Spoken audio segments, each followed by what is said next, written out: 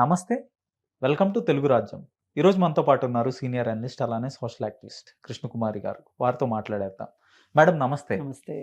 Madam దాదాపు 11 ఏళ్ల తర్వాత బీజేపీ ఐటీ సెల్ అధ్యక్షుడు అమిత్ మాలవీయ అయితే దిగిపోక తప్పలేదు. ఆయన్ని తొలగించారు. తొలగించి ఒక నూతన అధ్యక్షుడిని అయితే తీసుకురాకపోతున్నారు. పర్టికులర్‌గా సీజేపీ మూవ్‌మెంట్ ప్రారంభం అయ్యే ముందు వరకు కూడా చాలా దూకుడుగా బీజేపీ ఐటీ సెల్ అయితే వ్యవహరించింది. అసలు కాంగ్రెస్‌కి ఎక్కడ అవకాశం ఇవ్వకుండా ప్రతి క్షణం, ప్రతిరోజు డిఫెన్స్‌లో పడేస్తూ వెళ్ళిపోయింది. బట్ ఇప్పుడైతే పరిస్థితి పూర్తిగా మారిపోయింది. జెన్‌జీ టేక్ ఓవర్ చేసేసుకుంది. మొత్తం సోషల్ మీడియాని తమ సామ్రాజ్యంగా మార్చేసుకుందనుకోవాలి. సో, బీజేపీకి కూడా తల వంచక తప్పలేదా అనే పరిస్థితి వచ్చేసింది. ఏమంటారు? 100% అండి. అసలు మామూలుగా జార్జ్ ఆర్వెల్ అని ఫిలాసఫర్ ఉండేవాడు. George Orwell.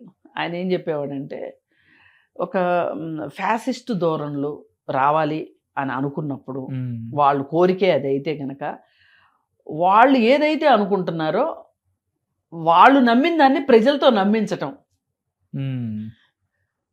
వాళ్ళకు ఒక ఉద్దేశం ఉంటుంది. అది ప్రజల ఉద్దేశం కాకపోవచ్చు, ప్రజల ఆకాంక్ష కూడా కాకపోవచ్చు, ప్రజలు అసలు అలా ఆలోచించట్లేదు అని కూడా అనుకోవచ్చు. అయినప్పటికీ వీళ్ళు దాన్ని ఇంపోజ్ చేస్తారు. ఎలా? తమ ప్రచారం ద్వారా అని చెప్పి ఆయన ఒక థియరీని చెప్పారనమాట.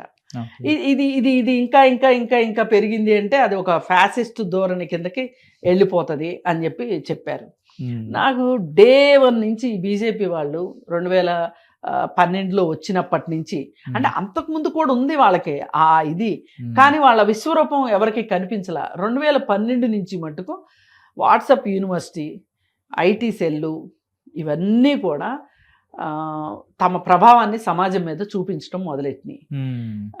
ఇప్పుడు ఏం చెప్తారు అంటే, ప్రత్యర్థి పార్టీనేమో అసలు అది ఎందుకు పనికిరాదు, అది అసలు పార్టీయే కాదు, అందులో ఉన్నోళ్ళు ఎవరు సరైన వాళ్ళు కాదు అన్నట్లుగా వాళ్ళని ప్రొజెక్ట్ చేయటం, వాళ్ళ మంచిని కూడా చెడుగా ప్రొజెక్ట్ చేయటం. అంటే ఇంకా ప్రమాదకరమైన వ్యక్తులని ఆ స్థాయిలోకి వెళ్ళి ప్రొజెక్షన్ చేస్తుంది. మీకోసం ఏమీ చేయలేదు, వాళ్ళు ఏమీ చేయరు, వాళ్ళు ఒట్టి దద్దమ్మలు, చేతగాని వాళ్ళు అని వాళ్ళని అట్లా.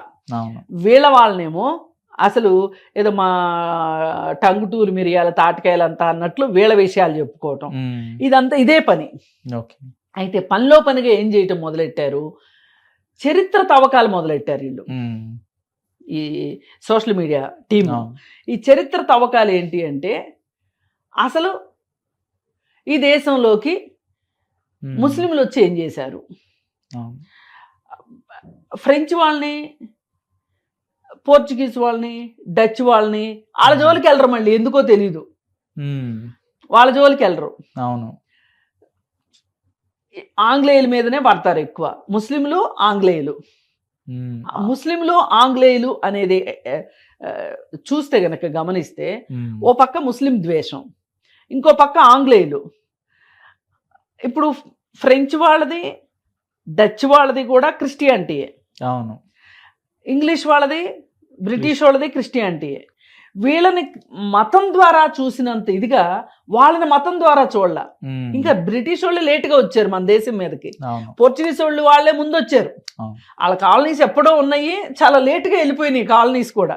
ఇప్పుడు బ్రిటిష్ వాళ్ళు తర్వాత వెళ్ళినాయి కదా, ఇప్పుడు గోవా ఇట్లాంటి చోట్ల పోర్చుగీస్ కాలనీస్ అవి లేటుగా వెళ్ళినాయి. కానీ వాళ్ళని బ్రిటిష్ వాళ్ళని మతంగా గుర్తించినంతగా వీళ్ళ మతం గురించి మాట్లాడాల. మరి ఇవన్నీ ఎందుకు చేస్తున్నారు అంటే, ఇప్పుడు ఈ కాలంలో మనకు అందరికీ తెలిసింది, సామాన్య మానవుడికి కూడా తెలిసింది ఏంటి, బ్రిటిష్ వాళ్ళు మనల్ని పరిపాలించారు, మన దేశ సొత్తుని ఎత్తుకుపోయారు, మన బంగారం ఎత్తుకుపోయారు, మన డబ్బులు ఎత్తుకుపోయారు, మన ప్రజల యొక్క కష్టాన్ని దోచుకున్నారు అని తెలిసినంతగా మన పోర్చుగీసు, డచ్చు వీళ్ళ కాలనీసు ఉన్నట్లుగా ఎవరు పెద్దగా మాట్లాడుకోరు. ఇంకా పైగా వాళ్ళు కూడా ఆంగ్లేయులే అనుకుంటారు చాలా మంది. ఇప్పుడు వాళ్ళు వెళ్ళిపోయినప్పుడు కూడా మనం స్వాతంత్రం దినోత్సవం చేసుకోవాలి కదా లెక్క అయితే మరి. కానీ బ్రిటిష్ వాళ్ళ దానికే చేసుకుంటాం. దీన్ని ఆసరాగా చేసుకొని వీళ్ళు ఏం చేస్తారంటే, క్రైస్తవ మతాన్ని, ఇప్పుడు మతాన్ని తీసుకొచ్చి పెట్టారు అని చెప్తారు తప్పితే ఎంతసేపటికి వాళ్ళు దోచుకుపోయిన సంపద గురించి మాట్లాడరు, ఉమ్, మతం గురించే మాట్లాడతారు. అవును. అలాగే ఇప్పుడు ముస్లిమ్స్ వాళ్ళు వచ్చి గుళ్ళు పడగొట్టారు అని చెప్తారు, ఉమ్, మసీదులు కట్టుకున్నారు అని చెప్తారు, వీళ్ళు వచ్చి చర్చిలు కట్టారు అని చెప్తారు. కానీ ఈ మసీదులు ఏదైతే మసీదుని తవ్వండి గుళ్ళు వస్తాయి అని చెప్పి ఒకసారి ఆ, ఏం, బండి సంజయ్ అనుకుంటా ఏమన్నాడంటే, ఒక మసీదుని తవ్వితే లోపల గుడి వస్తుంది, గుడి వస్తేనే అదే దేవుడు వస్తేనేమో మాది, ఇంకోటి ఏదో వస్తే వాళ్ళది అన్నాడు. ఓకే. అంటే ఇదంతా బాగానే ఉంది, ఇంకొంచెం కిందకి వెళ్తే బౌద్ధ మతాన్ని అవును అవి కూడా దొరుకుతాయి. ఈ బాధన కూడా ఉంది, బౌద్ధ ఆలయాలనే కోలగొట్టారు, వీళ్ళు గుళ్ళు కట్టారు. అందుకని ఏంటి అంటే అంటే ఇట్లాంటివన్నీ కూడా ఎక్కడ ఏం జరిగినా సరే ఈ మొత్తము విదేశీయుల వల్లన్నా జరిగింది, లేదు అనుకుంటే కమ్యూనిస్టుల వల్ల జరిగింది అనే ఒక కాంగ్రెస్ వల్ల జరిగింది అనేది ఈ దేశ ప్రజల్లో నూరిపోయాలి అని చెప్పి ఐటీ సెల్ చాలా ప్రయత్నాలు చేసింది. ఈ ఐటీ సెల్ చేసిన ప్రయత్నాల్లో ఆణిముత్యాలు కొన్ని మనం చెప్పుకుంటే కనుక, మామూలుగా అయితే వీళ్ళు ఏం చెప్తున్నారంటే, మన సావర్కర్ గారు చనిపోయినప్పుడు నెహ్రూ గారు పార్లమెంట్లో సంతాప తీర్మానాన్ని ప్రవేశపెట్టనివ్వలేదు అని చెప్తున్నారు. కానీ 64లో నెహ్రూ గారు చనిపోతే, 65లో సావర్కర్ గారు చనిపోతే ఎవరొచ్చి సంతాప తీర్మానం ప్రవేశపెట్టనివ్వలేదు? ఒకవేళ వీళ్ళు ఇప్పుడు ఈ భూతాలు ప్రేతాత్మలు వాటికి సంబంధించిన కోర్సులు కూడా, చేతబడులు, ఆ కోర్సులన్నీ కూడా ఇప్పుడు ప్రవేశపెడుతున్నారు యూనివర్సిటీల్లో. ఇంత జాతకాలు పెడుతున్నారు. అయితే అలాంటప్పుడు ఏమన్నా నెహ్రూ గారి ప్రేతాత్మ వచ్చి ఆపిందా అనేది ఒక ప్రశ్న. ఇదైపోయింది. ఇదైపోయిన తర్వాత ఇప్పుడు ఎఫ్స్టీన్ ఫైల్స్ అనేవి ఉన్నాయి కదా, ఈ ఎఫ్స్టీన్ ఫైల్స్ లో ఎఫ్స్టీన్ తోటి నెహ్రూ గారు కూడా ఉన్నారు అని చెప్పి, ఎవరు బిఎల్ సంతోష్ ఎంత పెద్ద లీడర్ అండి, ఆయన సాక్షాత్తు ఆయన ఈ విషయం మాట్లాడారు. ఏది మన సావర్కర్ విషయం ఏమో బిఎల్ సంతోష్ మాట్లాడారు, ఇంకొక ఆయన ఎవరో నెహ్రూ కూడా ఎఫ్స్టీన్ తోటి ఉన్నాడు అని చెప్పి. నిజానికి ఎఫ్స్టీన్ పుట్టింది 1950s లో పుట్టాడు. అంటే ఒక 10 సంవత్సరాలు, ఒక 14 సంవత్సరాల వయసు ఉన్నప్పుడే ఈ నెహ్రూ గారు చనిపోబోయే ముందు వెళ్ళి ఎఫ్స్టీన్ కలిసి వచ్చినట్టు. అంటే రాగబోగా వీళ్ళు చేయదలుచుకున్నది ఏంటి అంటే, ముందు దీన్ని ప్రవేశపెడతారు, నెహ్రూ కూడా ఉన్నాడు అక్కడ అని. ప్రతి దానికి నెహ్రూనే సమాధానం. ఇప్పుడు మోడీ వస్తాడు నెక్స్ట్, మోడీ వెళ్ళాడు ఆల్రెడీ, ఓ 4 సార్లు కలిసి వచ్చాడు అక్కడ, ఆ ద్వీపానికి వెళ్ళాడు మోడీ. ఈ విషయం బయటకు వచ్చింది అనుకోండి, ఇప్పుడు జనాలు ఏమనుకుంటారు, కామన్ పీపుల్, నెహ్రూనే వెళ్ళాడు, మన మోడీ వెళ్తే తప్పేంటి అనుకుంటారు కదా. అది ఇది ఎంత అబద్ధం అంటే, అబద్ధాలని నిజాలుగా చూపించటం. అసలు నిన్నగాక మొన్న ఇంకొక విషయం వచ్చింది. లెనిన్, రష్యన్ అధ్యక్షుడు, సోవియట్ రష్యా అధ్యక్షుడు లెనిన్ 23లో చనిపోయారు.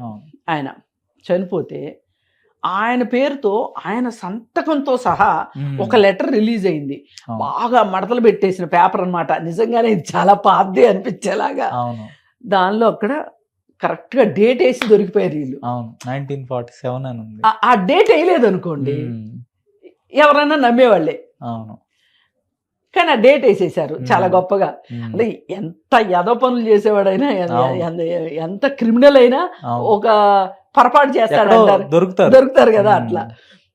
దానిలో ఏముందంటే, ఈ భారతదేశాన్ని ఎప్పటికైనా సరే మా రష్యాతో సమానం కాకుండా ఉండాలి అంటే దీన్ని 2 ముక్కలు చేయాల్సిందే, ఖచ్చితంగా దేశ విభజన జరగాల్సిందే అని చెప్పి ఆయన రాసినట్టు కింద ఆయన సంతకం పెట్టుంది. కానీ వీళ్ళు ఎంత చరిత్ర తెలియని మూర్ఖులంటే, అసలు లెనిన్ ఎప్పుడు పుట్టాడు, ఎప్పుడు చచ్చిపోయాడు, అసలు వీళ్ళకి కాలమానాలతో పని లేదు. అబద్ధాలు వినేవాళ్ళు ఉన్నారు కదా, వాళ్ళ దృష్టిలో ఇది ఎంత దుర్మార్గం అంటేనండి, వినేవాడు అవమానించటం, ప్రజలను అవమానించటం అవమానించడం కదా, ఇన్ని అబద్ధాలు చెప్పి. ఇంక ఇట్లాంటి అబద్ధాలు చెప్పిన వాళ్ళు ఇప్పుడు రాహుల్ గాంధీ మీద ఎన్ని అబద్ధాలు చెప్తున్నారు. ఇప్పుడు మొన్న ఇక వాళ్ళు పూర్తిగా వాళ్ళ ఓటమిని ఒప్పేసుకున్నట్లుగా వాళ్ళ ప్రచారం ఎలా ఉందంటే, రాహుల్ గాంధీ ఎవరో ఫ్రెండ్ వాళ్ళందరూ కలిసి ఒక బోట్లో వెళ్తుంటే ఆ పక్కన ఫ్రెండ్ వైఫ్ కూర్చొని ఉంది, వాళ్ళ పిల్లలు కూడా కూర్చొని ఉన్నారు, వాళ్ళ ఫ్రెండ్ ఇటు పక్కన కూర్చున్నాడు. వాళ్ళ ఫ్రెండ్ని సైడ్ చేసేసారు. చేసేసి రాహుల్ గాంధీ ఈ అమ్మాయిని పెళ్లి చేసుకున్నాడు. ఈ పిల్లలు కూడా ఆయన పిల్లలు, రాహుల్ గాంధీ పిల్లలు. ఇప్పుడు నిన్ను ఇంకో పండితుడు వచ్చి చెప్తున్నాడు అసలు రాహుల్ గాంధీ పేరు ఇంకోటి ఏదో అని మాట్లాడుతున్నారు. మాట్లాడుతూ బండి సంజయ్ సాక్షాత్తు ఫిరోజ్ గాంధీ ముస్లిము కాబట్టి ముస్లింకు పుట్టిన పిల్లలు ముస్లిమ్సే అంటే రాజీవ్ గాంధీ ముస్లిమే, రాహుల్ గాంధీ ముస్లిమే, వీళ్ళందరూ ముస్లింలే. సరే అబ్బా ముస్లింలే, అయితే నీకు వచ్చిన బాధ ఏంటి? ముస్లింలే అయితే నీకు వచ్చిన బాధ ఏంటి? కానీ వీళ్ళకి తెలియాల్సింది ఏంటి అంటే, పాపం ఫిరోజ్ గాంధీ ఆయన పార్సీ, వాళ్ళ పెళ్లి హిందూ మత సాంప్రదాయం ప్రకారం జరిగింది. జరిగినప్పుడు అసలు అతను ముస్లిం అని నువ్వు ఎట్లా మాట్లాడతా? మొన్న కూడా మనం అనుకున్నాం అసలు పార్సీ అనే మతం ఉందని కూడా తెలుసో తెలీదు చదువుకున్న వ్యక్తులైతే. తంబాకు బ్యాచ్ అండి, ఇంక దీనికి ఇంక రెండో మాటలేదు. మళ్ళీ ఇది సరిపోనట్టు మొన్న కిషన్ రెడ్డి అసలు వీళ్ళు దేశభక్తి పొంగి పొరిలిపోతుందని చెప్తా ఉంటారు కదా, ఒక సెంట్రల్ మినిస్టరు వందే మాతరాన్ని రవీంద్రనాథ్ ఠాగూర్ రాశారు అని చెప్పాడు. ఆయన బంకించంద్ర చటర్జీ రాసింది ఆయన. అసలు ఆయన ఈ గీతాన్ని రాసింది దేశం కోసం కూడా కాదు నిజానికి. ఆయన ఆనందమట్ట అనే ఒక నవలలో రాసుకున్నారు. అయితే అది నచ్చింది రవీంద్రనాథ్ ఠాగూర్కి, నచ్చి కాంగ్రెస్ పార్టీ మీటింగ్ లో ఆ గీతాన్ని చదివారు. దాన్ని అడాప్ట్ చేసుకుందే కాంగ్రెస్ పార్టీ. అయితే కాంగ్రెస్ పార్టీ అయితే అప్పుడు కొన్ని అభ్యంతరాలు వచ్చినాయి. ఏంటి అంటే, ఇది మన దేశం అన్ని మతాలు ఉన్నాయి మన దేశంలో, ఆ పాట కేవలం ఒక మతానికి సంబంధించినట్లే ఉంది అని చెప్పి ఆ ఉద్దేశంతో కొన్ని చరణాలని ఉంచి కొన్ని చరణాలని పక్కన పెట్టారు.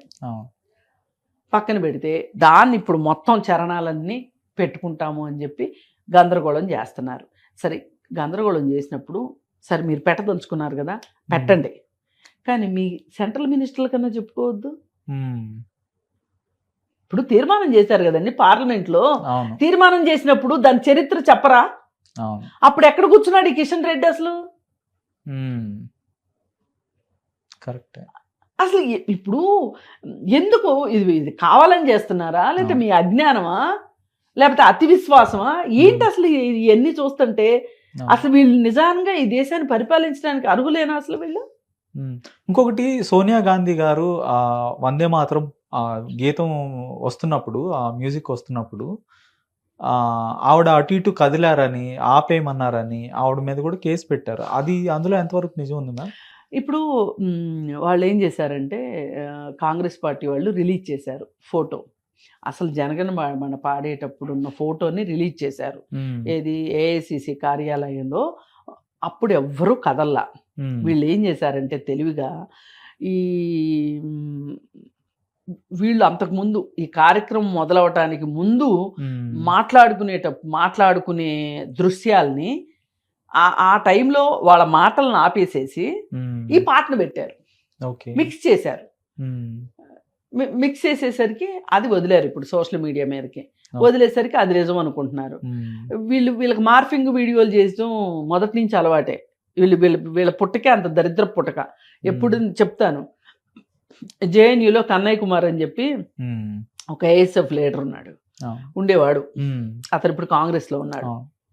అయితే అతనికి ఒక రకంగా ఇవాళ జెన్జీకి ఇంతటి సమయస్ఫూర్తి కానీ, ఇంతటి వ్యంగ్యం కానీ, ఇంతటి ధైర్యం కానీ, అసలు ఈ దేశంలో ఒక స్టూడెంట్ ఇలా మాట్లాడొచ్చు, ఒక స్టూడెంట్ లీడరు అని చెప్పి నిరూపించిందే కన్నయ్య కుమార్. అవును. ఫస్ట్ టైం మాట్లాడింది అతనే. అంతకుముందు చాలా మంది మాట్లాడారు, అవును. కానీ అతను ఆజాదీ అనే ఒక స్లోగన్ని కనిపెట్టడం కానీ, అవును. ఆ జేఎన్యూలో ఆ విధంగా పోరాటం చేయటం కావచ్చు, కానీ కన్నయ్య కుమార్ అసలు నన్ను అడిగితే అతనికి పేటెంట్ ఉన్నట్టు లెక్క. అంతలా ఉన్నాడు ఇప్పుడు అతను. సిజేపీ మూవ్మెంట్ కూడా ఒక రకమైన రకంగా ఇన్స్పిరేషన్ వీళ్ళంతా. అతనే ఇన్స్పిరేషను, పునాది అతననే చెప్పుకోవచ్చు. సరే, అయితే ఆ కన్నయ్య కుమారు దేశద్రోహ నినాదాలు ఇచ్చాడు అని చెప్పి అతని మీద ఉపా చట్టం పెట్టి తిహార్ జైలుకి పంపించారు. సెడిషన్ పెట్టి పంపించారు. పంపిస్తే ఆ పిల్లోడు ఏం చెప్పాడంటే, కన్నయ్య కుమారు, ఆ నినాదాలు నేను ఇవ్వలేదు. ఎందుకు అంటే, నేను అలాంటి నినాదాలు ఇవ్వను కాబట్టి,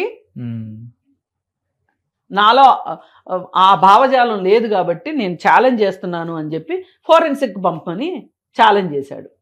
అప్పుడు మానవ వనరుల శాఖ మంత్రి ఎవరు, స్మృతి ఇరానీ అప్పుడు మంత్రి. ఆమె అండర్లోనే ఈ సెంట్రల్ యూనివర్సిటీస్ అన్నీ ఉండేవి. అయితే ఆవిడ దాన్ని చాలా సీరియస్గా తీసుకొని చాలా అవమానంగా ఫీల్ అయిపోయి ఏం చేసిందంటే కేసు పెట్టింది. కేసు పెడితే పోయింది ఆ కేసు. ఎందుకంటే ఫోరెన్సిక్లో తేలింది అతను ఆ నినాదాలు ఇవ్వలేదని. అతను నిర్దోషిగా కోర్టు విడుదల చేసింది. అంటే వీళ్ళకి ఇవాళ కొత్త కాదు ఇవన్నీ. ఇట్లాంటివన్నీ ఈ అబద్ధాలు ప్రచారం చేయటం, ఇదంతా లేనిపోని చేయటం, ఇదంతా. అందుకని ఏంటంటే ఇప్పుడు మోడీకి ఒకటి అర్థమైపోయింది, అమిత్ షాకి మోడీకి. ఇప్పుడు మోడీ మేధోమథనం చేస్తున్నాడు, బయట ఎక్కడ కనిపించట్లేదు, కానీ ఆయన ఏం ఖాళీగా ఏం ఉండడు, కూర్చుని ప్లాన్లు వేస్తూ ఉన్నాడు. ఆ ప్లానుల్లో భాగమే అసలు ఈ ఐటీ సెల్ని మార్చాలి. ఈ ఐటీ సెల్ చేస్తే ఇంకాస్త పదునుగానే చేయాలి, లేదంటే కాస్త ఒళ్ళు దగ్గర పెట్టుకునైనా చెయ్యాలి. ఈ పద్ధతిలో చేస్తే మటుకు నడవదు అనేది అర్థమైపోయింది అమిత్ షాకి. అందుకని ఇమ్మీడియట్గా నిర్ణయం తీసేసుకున్నాడు. ఆ నిర్ణయం ఏంటి అంటే, ఇప్పుడు ఇతన్ని ఐటీ సెల్ అతన్ని మార్చాడు. కాకపోతే నేనేం కోరుకుంటున్నాను అంటే, వాస్తవాలు చెప్పే ఐటీ సెల్గా ఉండి వాళ్ళు కూడా న్యాయంగా ధర్మంగా యుద్ధం చేస్తే చూడాలని ఉంది నాకు. అలా కాకుండా ఇప్పుడున్న దానికంటే ఇంకా వికృతంగా అయిపోయి ఒక ఫ్యాసిస్ట్ ధోరణిలోకి వెళ్ళింది అనుకోండి, ఒక హింసాత్మక ధోరణిలోకి వెళ్ళిపోయింది అనుకోండి, అది మట్టుకు చాలా కష్టం. ఇప్పుడు ఏదైనా ధర్మయుద్ధానికైతే ఎవరైనా సిద్ధంగా ఉంటారు. ఇప్పుడు మీరైనా నేనైనా ఎవరైనా సిద్ధంగా ఉంటాం. అధర్మయుద్ధం అంటే ఎటు నుంచి వస్తో తెలియదు కదా, మనకి ఏ అబద్ధాలు చెప్తున్నారో తెలియదు. ఇప్పుడు పరిస్థితులు ఎట్లా వచ్చినాయి అంటే, ఇప్పుడు మీకైనా నాకైనా మీ వంశం గురించో మా వంశం గురించో చెప్పుకోవాల్సిన అవసరం రోజు పడకూడదండి. అంటే ఇప్పుడు వర్తమానం లేని వాళ్ళే గతం గురించి చెప్పుకుంటారు. అవును. అయితే ఈ బీజేపీ వాళ్ళకి ఏంటంటే, గతం లేదు కాబట్టి, అంటే స్వాతంత్ర సమరయోధులు లేరు, ఈ దేశం కోసం త్యాగాలు చేసిన వాళ్ళు లేరు, ఎవరో లేరు కాబట్టి వీళ్ళు ఏం చేస్తున్నారంటే, ఏ పార్టీలో కాస్త ఘనమైన వాళ్ళు ఉన్నారు, సరైన వాళ్ళు ఉన్నారు అంటే వాళ్ళందరినీ తీసుకుని వాళ్ళ ఖాతాలో వేసుకుంటున్నారు. ఈ చెత్తా చెదారం మనం వినకుండా ఉండాలి. ఒక ధర్మయుద్ధం ఉంటే గనక మనం కూడా ధర్మయుద్ధం చేస్తా, గెలుపు ఎవరిదైతే అవనివ్వండి. ఇప్పుడు ధర్మయుద్ధం చేసిన తర్వాత ఎవరు గెలిస్తే వాళ్ళు గెలుస్తారు. ఆ గెలుపుని మనం కూడా స్వాగతించాలి ఒక రకంగా. ఇప్పుడు యుద్ధం అసమంజసంగా జరిగినప్పుడు కదా మనం బాధపడతాము, సమంజసంగా జరిగితే ఎందుకు బాధపడతాము? అందుకని ఈసారి వచ్చే ఐటీ సెల్ అయినా ధర్మయుద్ధం చేస్తుందని చెయ్యాలని కోరుకుంటున్నాను. మీ ఆశలు ఫలిస్తాయంటారా? ఆ దిశగా పనిచేస్తుందా బీజేపీ ఐటీ సెల్? చూద్దాం. ధన్యవాదాలు మేడం.